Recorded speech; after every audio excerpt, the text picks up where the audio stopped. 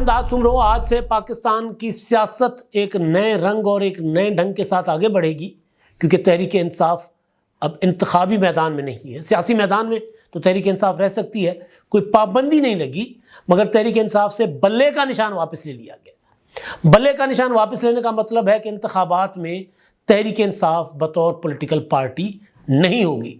जब तहरीक इंसाफ इंतखाबी मैदान पर नहीं होगी तो उसका फ़ायदा किसको होगा? और तहरीक इंसाफ के पास अब ऑप्शंस क्या हैं? कल ही इलेक्शन कमीशन ने फैसला सुनाया और उस फैसले के बाद तहरीक इंसाफ ने ऐलान कर दिया है कि जी वो उस फैसले को चैलेंज करेंगे। तहरीक इंसाफ सुप्रीम कोर्ट में उस फैसले, इस्लामाबाद हाई कोर्ट में उस फैसले को चैलेंज करेगी। इस्लामाबाद हाई कोर्ट से अगर तहरीक इंसाफ को रिलीफ मिल गया तो फिर बल्ले बल्ले भाई, फिर तहरीक इंसाफ बल्ले बल्ले मीन्स कि बल्ले का निशान, फिर तहरीक इंसाफ के पास बल्ले का निशान आ जाएगा वापस।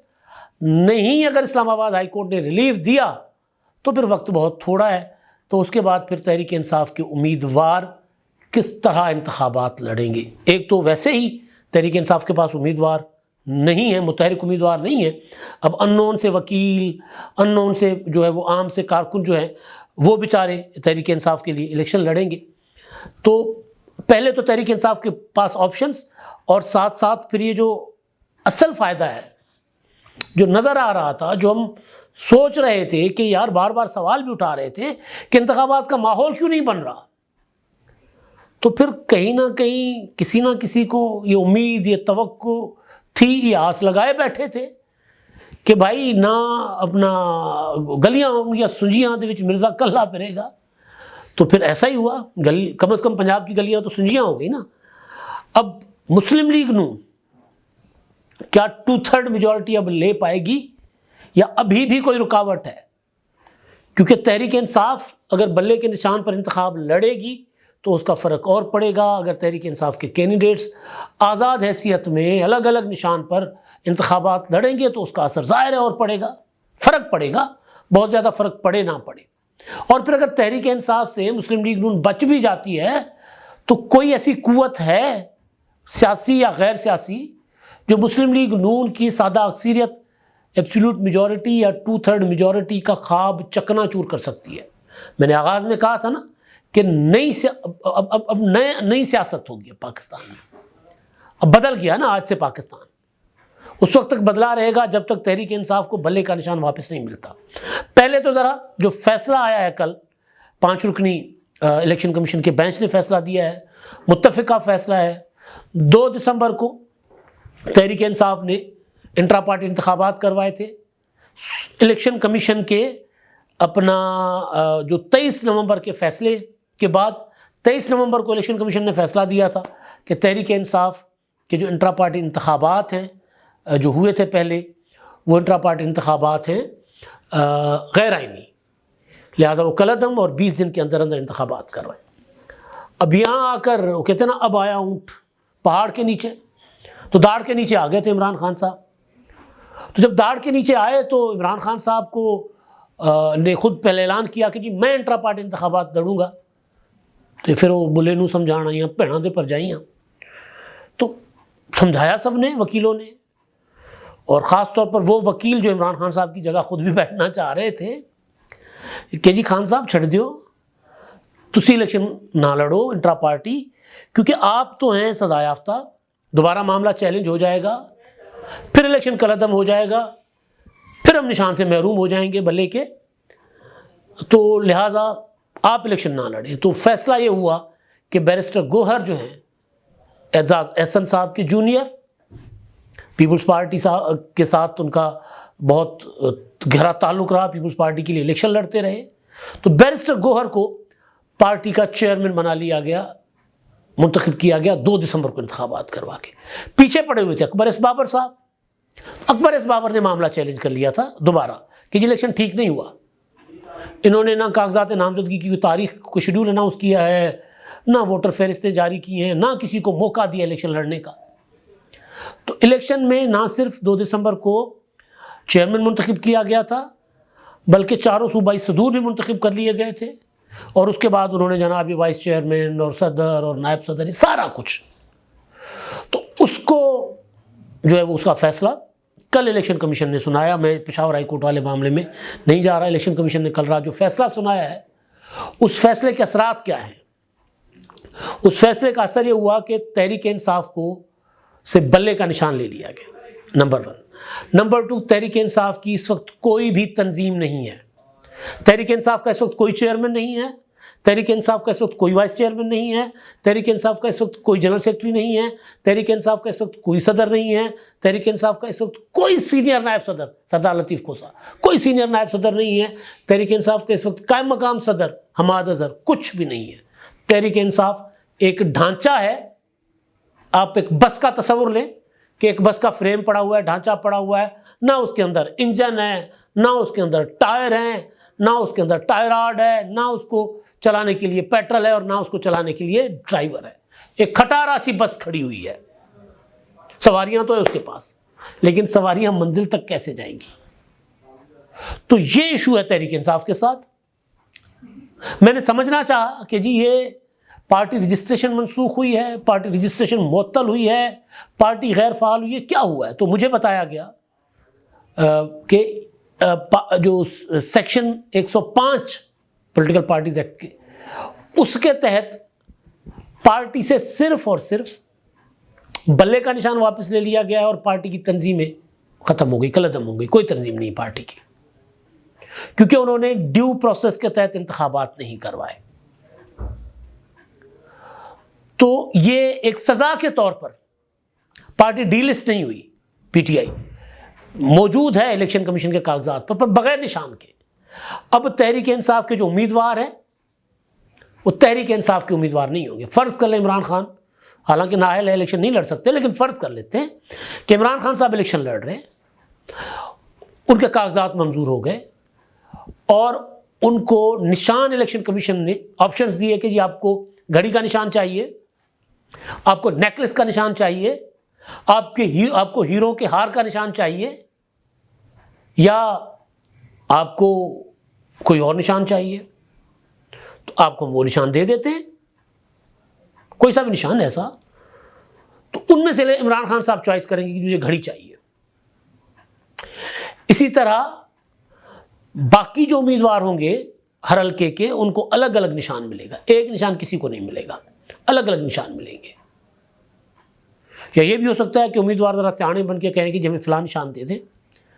तो बहरहाल अब ये होगा कि पीटीआई के कैंडिडेट बल्ले के निशान से इंतखाबात नहीं लड़ सकेंगे। अच्छा, अब इसमें कोई शक नहीं है कि तहरीक इंसाफ को इंतखाबात से बाहर रखने की ख्वाहिश बड़े बड़े दिलों में है, चाहे वो मुस्लिम लीग नून हो, चाहे वो इस्टेब्लिशमेंट हो, बहुत हद तक पीपल्स पार्टी के अंदर भी ये ख्वाहिश होगी कि यार पीटीआई अगर इलेक्शन में ना हो तो हमसे जो वोट इमरान खान ने छीन लिया था वो हम वापस ले लें। लेकिन ये वाला दिन जो है ना, ये इमरान खान ने खुद, पीटीआई ने खुद अपने आप को दिखाया है, ढंग से इंतखाबात ना करवा के। वो समझ रहे थे कि जी सारा कुछ हमारे मुताबिक होगा। तो बहरहाल अब ये तो है पीटीआई का। पीटीआई के पास ऑप्शंस क्या हैं? एक तो मैंने बता दिया, इमरान खान कहते हैं कि जी ये फ़लाँ कैंडिडेट मेरे हिमायत याफ्ता है, निशान जो भी है, इनको इंतखाबात, इनको वोट दें। फिर ये होगा कि इमरान खान के ट्विटर अकाउंट से रोज़ाना 2-2, 4-4, 5-5 बयान जारी होंगे। लीगली ऑप्शन क्या है? अब वो रिट करेंगे इस्लामाबाद हाई कोर्ट में।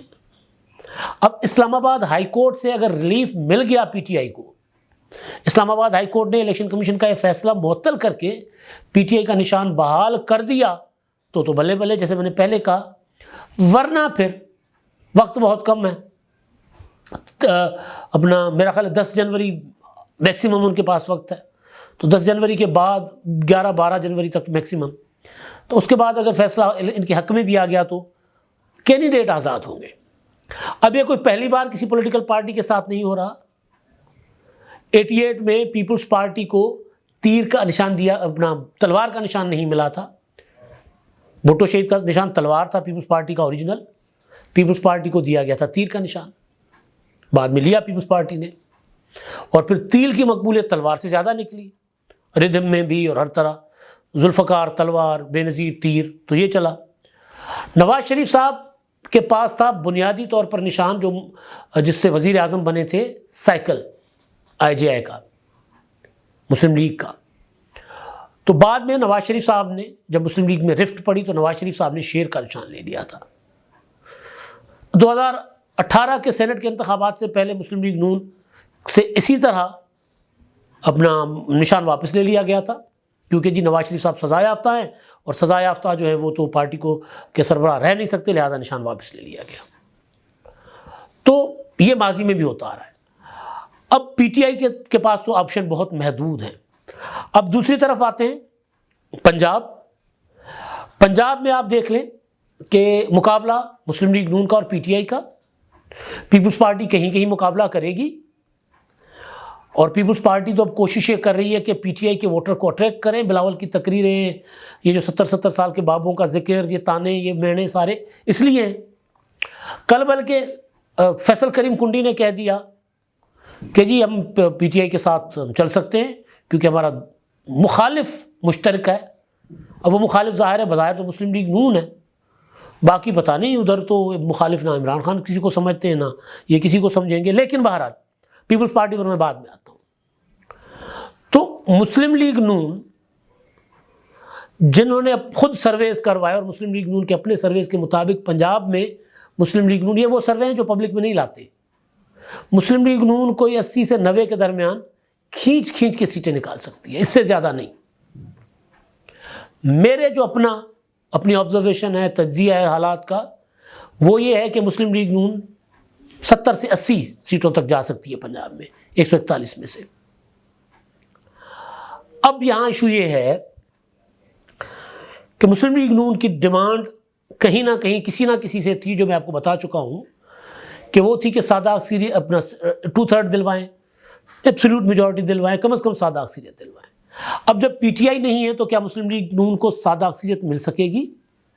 हो सकता है पीटीआई के लोग आज़ाद हैसियत में परफॉर्म ना कर पाए, तो मुस्लिम लीग नून उस तरफ जा सकती है। लेकिन क्या नवाज शरीफ के ऊपर इस्टेब्लिशमेंट भरोसा करेगी कि हाँ जी ठीक है जी 2/3 मेजॉरिटी दे दो इनू शेर नू, ताकि आके फिर वही करे जरा पहले करदा सी? जाहिर है नवाज शरीफ ठीक करते थे, बतौर प्राइम मिनिस्टर वो अपना अख्तियार इस्तेमाल करते थे, लेकिन मैं इस्टेब्लिशमेंट के रेफरेंस से बात कर रहा हूँ कि क्या वो ये चाहेंगे कि नवाज शरीफ साहब आएँ और उसी तरह फिर हमारे साथ बिहेव करें? जाहिर है इस्टेब्लिशमेंट ये नहीं चाहेगी। तो फिर नवाज शरीफ साहब के लिए लेवल प्लेइंग फील्ड के मामला बनना शुरू हो सकते हैं, जो पीटीआई वाले चीख रहे थे।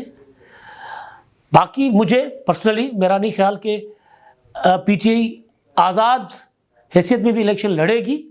अगर उनके कैंडिडेट आज़ाद हैसियत में भी लड़ेंगे तब भी मुस्लिम लीग नून को सादा अक्सरियत नहीं मिलेगी। लेकिन एक ख्याल हो सकता है ना किसी का कि क्योंकि पीटीआई मैदान में नहीं है, बल्ले का निशान नहीं है, तो आए फिर मैदान अपना, ऐसा नहीं होगा।